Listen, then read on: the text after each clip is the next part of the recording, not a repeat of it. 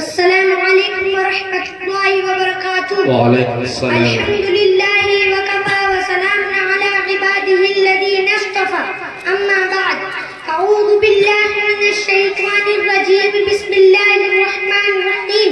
فقد قال النبی صلی اللہ علیہ وسلم من تزوج امرأة لعزها لم يزد الله إلا ذلة ومن تزوجها لمالها لم يزد الله فخرا إلى آخرة أو كما قال عليه الصلاة والسلام. صدر محترم اور غرام سامعین کرام، اس وقت میرے موضوع سخن ہمارے معاشرے کا وہ ناسور ہے جس نے زندگی کی بنیادوں کو ہلا کر رکھ دیا ہے، سینکڑوں ہزاروں گھروں کو برباد و تباہ کر